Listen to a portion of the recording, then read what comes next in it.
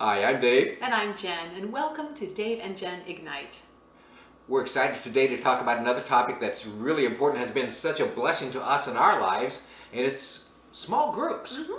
If you really want to kickstart your walk with the Lord, in addition to your personal study, getting into a small group is just invaluable because you learn from one another and so many other traits of that, which we're going to hopefully share with you over the next few minutes.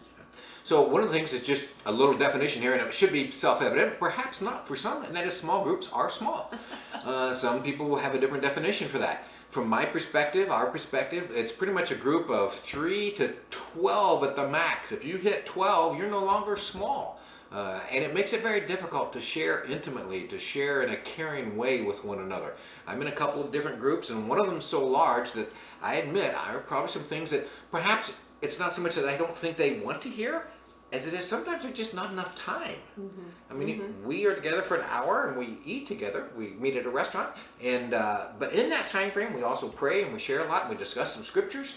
And so there's not always enough time to talk about some personal things.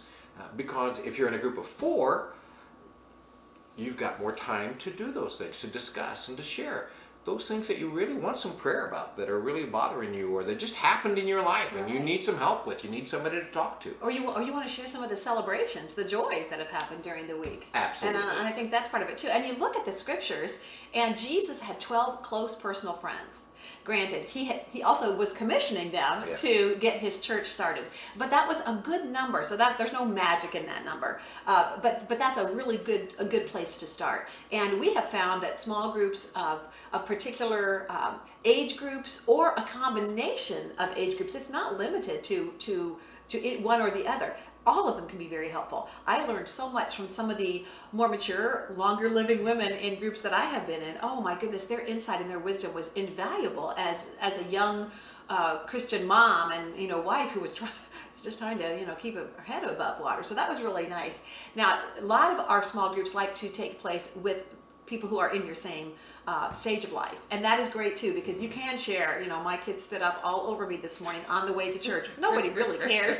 But the people in your home group, your small group, can go, yeah, that happened to me, and this is what I did, or those are simple things, but the struggles are real and the joys are real, and sharing them with a small group and digging into the Word together is just invaluable in our walk with Jesus.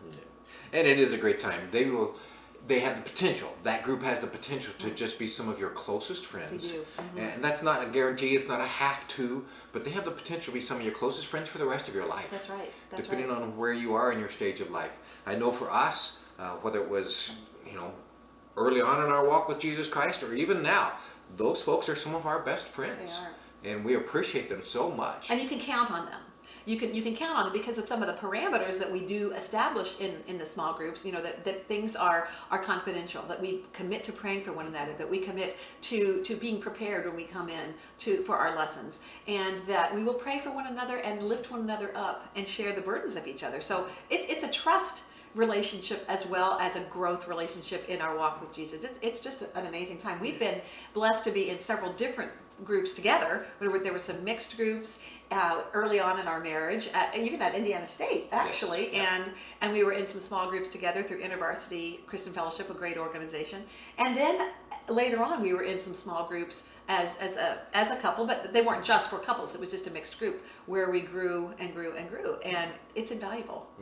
And so you can kind of define the group you're in, whether it's based on age, based on the mixed genders, whether it's focused on a particular task, whether it's going to be more fellowship or more serious Bible study. Some groups won't let you share if you haven't finished the Bible study that week. We're not quite there. That's not us. No. But that exists. And I do understand that, because you do gain insight as you study and prepare during the week. You really do. So I do understand that. We're just not there. We're not quite that. In some groups, you may or may not get to the Bible. It's much more about sharing and fellowship and being together like that. But hopefully every group has at least a touching of the scriptures. Absolutely. So you can get some insights from what God might have for you that week. We usually try to meet weekly. Sometimes it's twice a month.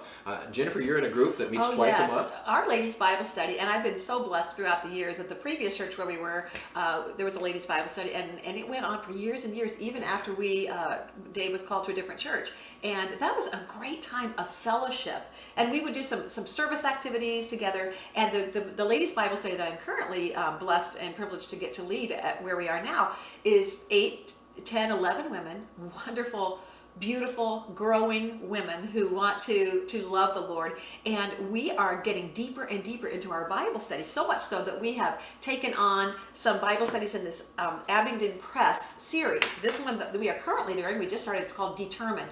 And we're going through the book of Luke. And we have 5 days between each study where there's a Bible study lesson, and you dig in there and you read it, and then you get together and we share, and we learn from one another, and we learn from the scriptures, and then there's a little bit of a DVD at the end. There's all kinds of resources out there, and but that helps us to grow. But we also have, if there's a 5th Tuesday, that's when we meet, Tuesday evenings, we have a ladies' night out. And it's open to anybody, of course, because we don't want to be exclusive. But we go to play trivia together, we'll go see a movie, we'll go bowling. Most of the time, it does include food because, we love to eat. It's good. But our group also takes on some service projects. We're the ones who spearhead our shoebox packing and collecting. And we help with a volunteer appreciation dinner at one of our sister churches. And just things like that bonds us together as well. But these ladies are growing in their walk, and them being willing to dig in these deeper studies is just amazing. And we are so blessed. And they are my dear friends. I love them, and I know I could call on any one of them day or night, and we would be praying together, and they would be lifted up, and I would do the same for them. Yeah. Your group may be a Celebrate Recovery group. Yes. That could be your small group. Your group may be, it's new to me, Fight Club. I'm sorry. What, you don't talk about Fight Club, but I don't think it's the same one. It's not the same thing. It's Fight Club 414, and you can look it up online, and it's new to me, so I'm looking forward to actually getting started in it. It's very much for men in the sense of that's the current focus anyway, and also getting physically fit as well as spiritually fit. So that's going to be a pretty intense group. I'm in another group. We used to call ourselves Romeo. Jennifer's dad had that name. Really Old Men Eating Out. Romeo. Which we loved. We thought that was a great name. It was a great name. But it was exclusive, and we didn't want to be exclusive, so we now call it Reading Our Manna, Eating Out. And so we meet for lunch, and we... Notice that there's still the eating aspect. Just works well for us. Works too well to some degree. Okay. For all of us. But we get together, and it's almost the opposite extreme of the preparation to, hey, you show up, we talk, we read a chapter from the scriptures, and then we talk about it. And we find very many rabbit trails that we can go chasing this way and chasing that way. I'm sure you do sometimes. As the leader of the group, I try to bring us back in every now and then. Okay, let's get back on target. But it's a great group to be together. Yeah. And we set up some guidelines. Now, some of this comes from a book called The 9 Arts of Spiritual Conversations by Schaller and Crilly, 2016 publication. And some of just things that we created. So this is one example of what you might want to use. Our mission is to be a place of open and honest communication and to connect on a personal level at learning about loving God, loving people, and making disciples. We desire to invite and include those who are exploring faith. Mm-hmm. Our group will, and here are the main points with some bullets underneath, be a place of self-discovery. People learn best when they discover truth for themselves through discussion and study, which means this needs to be a safe place. Yes, absolutely. It really needs to be that safe place, and that's a quote from Schaller and Crilly. The leader is the facilitator, not the answer person. Right. You're to coordinate and just kind of facilitate. Hey, what do you think? And that's a dangerous question. What do you think about that? So you need to be prepared. The leader still prepares. Absolutely. The leader has a lot of prep work so that you can make sure and have some guidance to the questions that come up. We will be learning from God and each other, because we do learn from each other. Oh, we do. In our marriage, in relationships, all around. Okay, the group will be a safe place. Be humble, gentle, and kind, because we found that sometimes we aren't the kind of people that Jesus wants to be in regards to being humble, gentle, and kind with one another. So we've written that out. Agree to listen to others while they are speaking, as opposed to 3 people trying to speak at once. We try to make sure, okay, I'm going to listen at this point. Agree to disagree agreeably if needed. We've heard that probably for a long time in your life, but you have to learn to disagree agreeably. If we don't agree on something, let's do so in a kind way. This will be a time of fellowship, so it's not all study and work. Be pleasant and smile. Yes. That's good for life in general. And then next segment is be open to the Spirit of God. And another quote from Crilly and Schaller, God's Spirit will guide those who are spiritually open. So we approach it with a very open spirit. And then examine the scriptures. The Bible and the life of Jesus are worth serious examination. And then we also leave a place for here's some other things. We open lines for this is something I want from a small group. So that's pretty detailed. That is very detailed, and that's fine. That's fine. And some people need those kinds of that rubric, if you will, to keep them on track, and that's fine. Another thing about depending on where your small group meets, sometimes it's in a home, which is wonderful. Sometimes it's in a restaurant. Sometimes you meet at the church, just out of necessity, whatever it might be. It can also be a great tool for others to see something is happening there. And it's amazing to me, even when you sit with your family and you pray at a restaurant, how impacting that is. So studying together in a public place can also be a great light, letting his light shine. Sometimes it can limit how deep you share because perhaps somebody else might be listening. So you have to work with what's going to be best for you. And if you're interested in getting in a small group like that, please comment about that in our comment section below. And if you're in a church that has small groups, whoever's in charge of those small groups say, I want to be in a small group.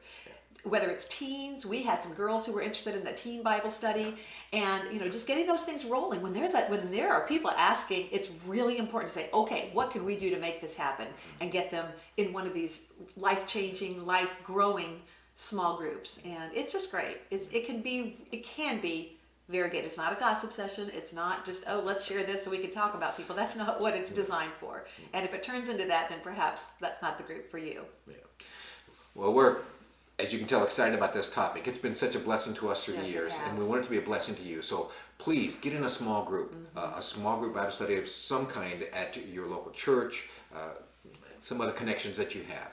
Well, if you're finding value in this, please click that like button. Also subscribe, because we would love to have you getting this, the new releases as they come out, and letting you know what's going on. We believe that this will be a blessing to you. And we do have a question. How have you been blessed by being in a small group? Or if you're not in a small group, let us know what you are looking for. Excellent question. Just put those in the comments, and we will do our best to guide you and to just encourage you and pray with you and for you. Yeah. But we're here to be of help. Absolutely. Not a hindrance. So until we get to meet again, I'm Dave. I'm Jen. Lord bless you. May it be so.